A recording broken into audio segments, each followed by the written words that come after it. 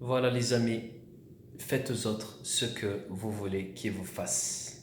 Amen. Je suis à l'hôpital de Purpan, excusez-moi, avec mon frère Abdel. Vous ne le Salut. connaissez pas, mais c'est un trésor. C'est un missionnaire, c'est un évangéliste. Il vient de revenir d'Afrique justement. Et il a attrapé un virus là-bas, je ne sais pas comment on appelle. C'est le paludisme, c'est pas un virus. Voilà. Paludisme, c'est pas un virus, mais bon, je ne connais pas trop dans le domaine. Mais vous savez pourquoi? Il va vous raconter plus tard, on fera une vidéo. Et ça m'a beaucoup encouragé de le voir déjà ici. Il vous raconte tout ce que se passe en Afrique, c'est hallucinant. Ils font des conférences, ils parlent et les gens sont guéris avant même de prier pour eux. Aujourd'hui, il est malade, je ne vais pas vous faire de vidéo avec lui parce qu'il est un peu, il va se reposer. Mais je vous fais cette juste petite vidéo pour vous expliquer voilà, plus tard dans quelques petits détails.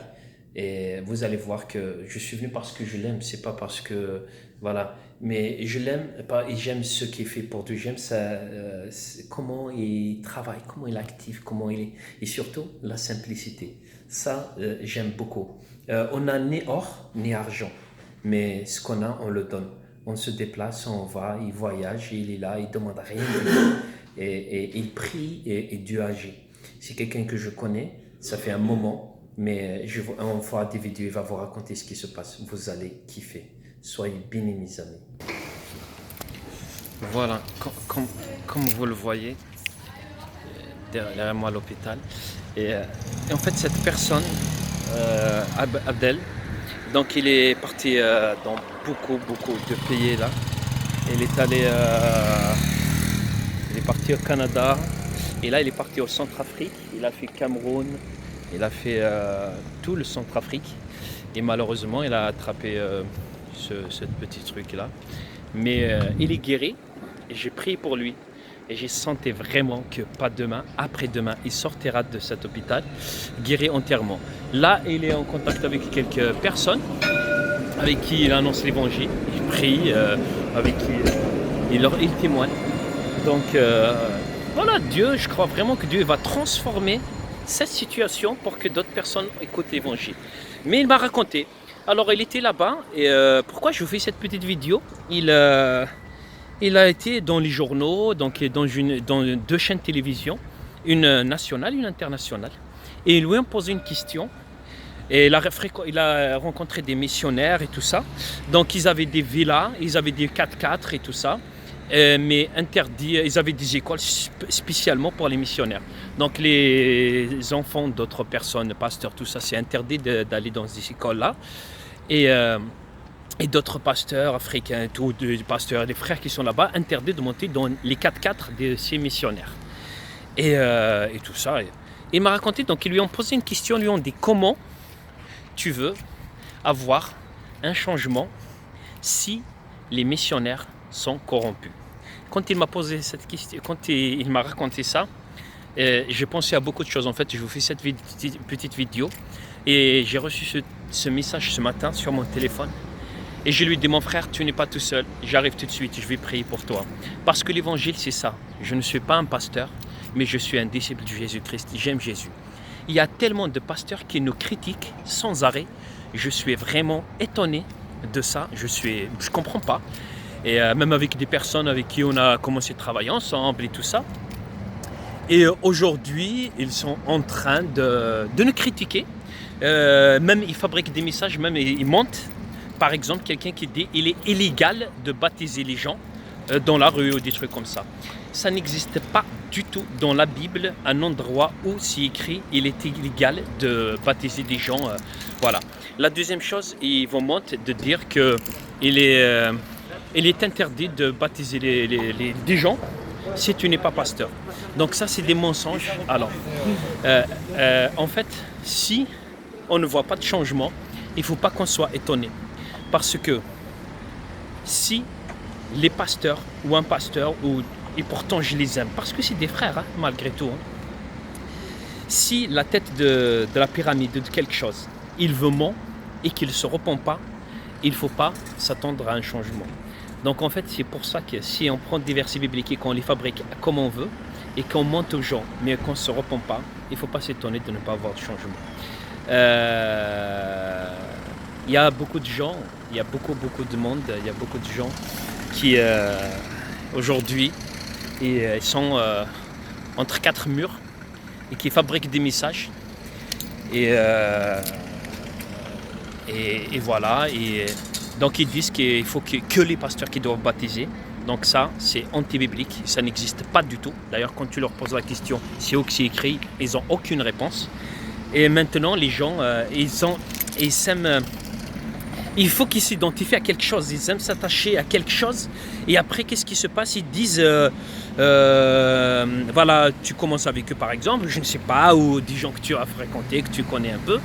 Donc, tellement qu'ils commencent à être invités dans une église ou quelque part, ils commencent à prêcher ou ils disent quelque chose. Et là, ils commencent à te casser et te crasse-toi pour qu'eux, ils montent. Pourquoi? Pour qu'ils deviennent un membre, pour qu'ils travaillent pour cette église, pour avoir de l'argent et tout, etc. Et tout ça, donc ils te cassent TLR, des trucs. Je m'en fous complètement de TLR, ni de TB Continued, ni des trucs. Ce n'est que des noms, mais ce qui m'intéresse, c'est le livre des Actes des Apôtres et toute la Bible. Et en fait, pourquoi je dis le livre des Actes des Apôtres? Parce que tôt ou tard, on est obligé de revenir au livre des Actes des Apôtres. Je disais tout à l'heure à ce frère-là, je disais, tu sais mon frère, quand tu bois du vin, ce n'est pas les mains ou les pieds ou les bras qui vont t'amener là où ils veulent. Quand tu bois du vin, en général, il va dans le sang. Et c'est juste un exemple, là, je ne suis pas très connaisseur, mais il monte à la tête. Et une fois que la tête est touchée, après tu remarques quelqu'un, hop, sa tête elle part à droite, hop, le corps, tout, il part à droite. Après, il va se tourner la tête à gauche et on va le voir, sa tête, hop, il va à gauche. Et il fait Et en fait, parce que la tête est touchée, et le corps il suit. C'est exactement ce qui se passe dans une assemblée ou dans une église ou dans n'importe où, dans n'importe quel système. Quand la tête est malade, quand la tête ça va pas, le corps ne va pas, il va suivre. Donc c'est pour ça que des fois il ne faut pas s'étonner quand on ne voit pas de changement. Mais malheureusement, au lieu de revenir à la Bible, de vivre simplement l'évangile, non, on essaye de fabriquer des messages. On essaie de voir comment on peut faire pour écraser mon frère, pour que moi je monte, de fabriquer des messages pour demander des sous, de l'argent, des trucs. Et voilà, et c'est malheureux. C'est vraiment malheureux. Et j'aimerais dire à toutes ces personnes sur Toulouse, mais à toutes ces églises aussi qui nous critiquent, j'aimerais juste vous dire, critiquez encore, ne vous arrêtez pas, car nous avons beaucoup d'autres choses à faire.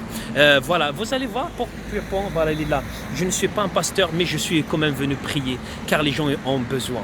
Voilà, et c'est ça, et je vais enseigner ça aux gens, et je vais le partager aux gens aussi, et je vais les encourager, je vais les aider, je ne vais pas leur dire allez-y, mais je vais leur dire venez mes amis. Comme ça, quand quelqu'un nous crache dans la rue, moi aussi je me suis fait cracher. Quand quelqu'un nous insulte, moi aussi je me fais insulter. Mais quand on voit la guérison, quand on voit les miracles, quand on voit les gens touchés, changer, moi aussi je suis heureux, je suis content. C'est ça l'évangile, on partage tout.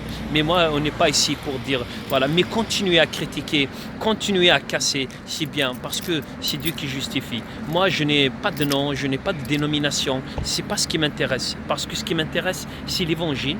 C'est de vivre la Bible comme les choses sont écrites. Ce qui m'intéresse, c'est de voir les cœurs changer, de voir les âmes touchées. C'est ça qui m'intéresse. Je ne suis pas parfait. Mais j'avance.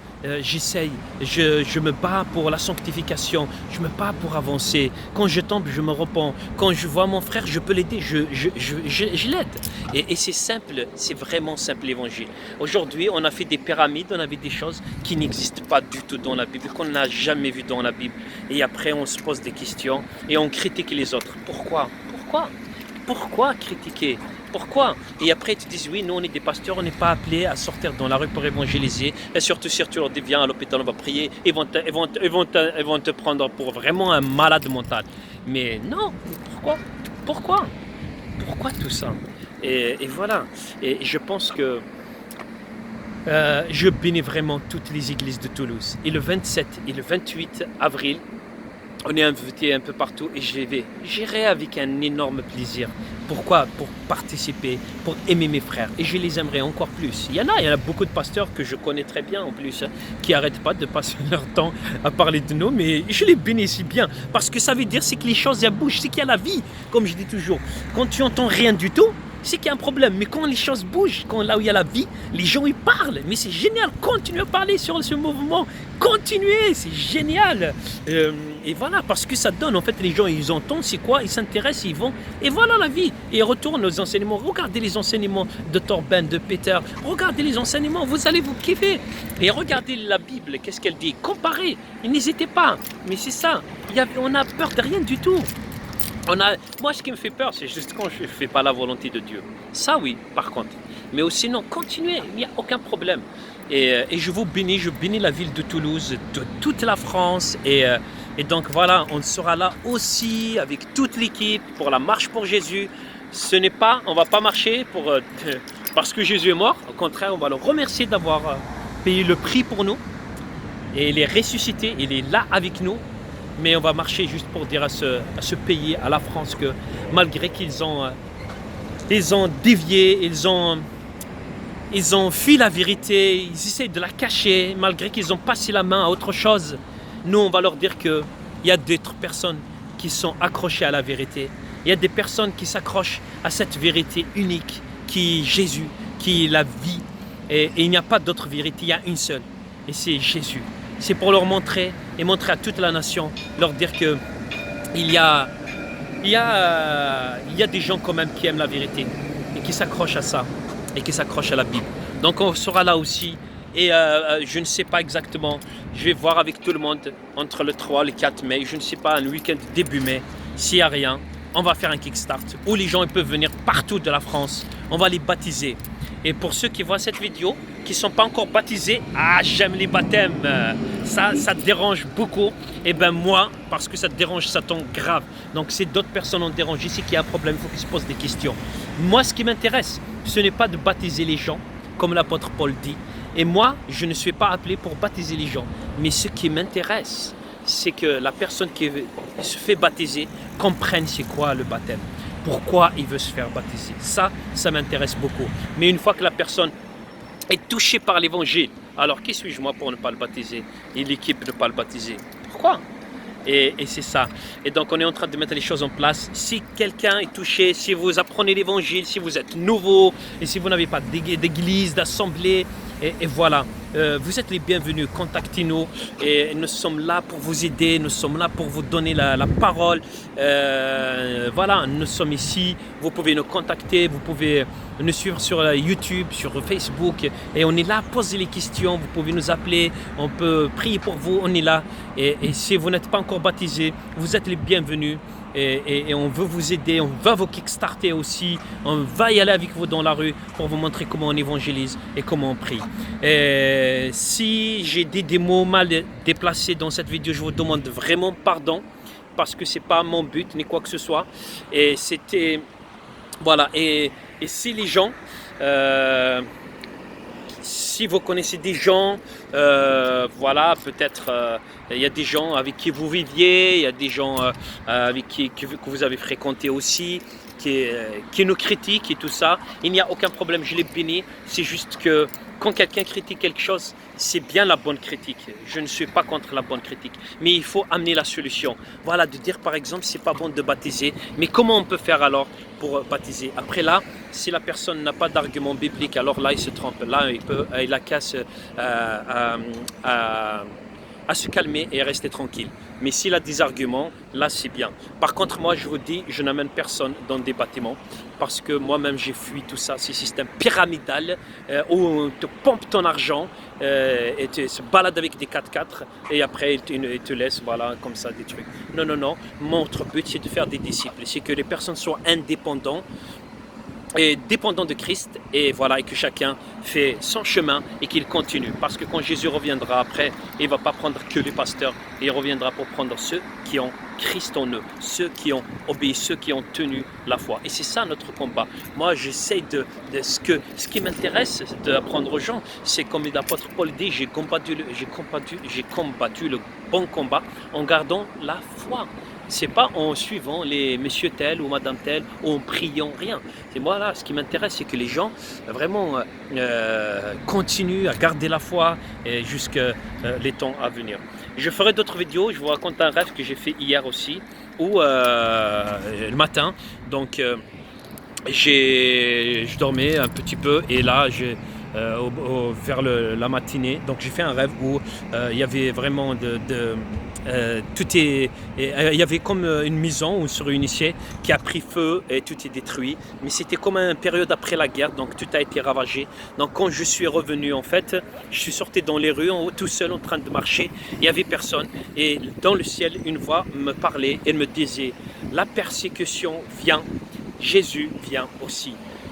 Mais quand je continue à marcher, ce n'est pas la notion du temps, mais ça veut dire que la persécution et Jésus sont là. Ça veut dire que quand la persécution est là, Jésus est là aussi. Ce n'est pas quelque chose qui va venir après ou un truc. C'est pour nous dire que si aujourd'hui vous êtes persécutés, n'oubliez pas qu'il y a quelqu'un avec vous qui s'appelle Jésus et il est au courant de tout ça. Et pour ceux qui ne sont pas persécutés, je vais vous dire que si demain la persécution arrive, tenez bon, gardez la foi et restez dans la vérité. Pas de compromis et continuons là où on est, en Afrique, en France, dans le nord africain, en Suède, partout dans le monde, en Espagne et continuons. Il ne faut pas qu'on oublie tout ça et la persécution arrive, Jésus vient, la persécution vient, Jésus vient aussi. Et Dieu merci dans le rêve. Après j'ai retrouvé donc la famille, j'ai retrouvé tout le monde et c'était génial et ça m'a reboosté un petit peu quoi. Donc voilà, je vous aime, je vous dis à tous, soyez bénis et voilà, à suivre.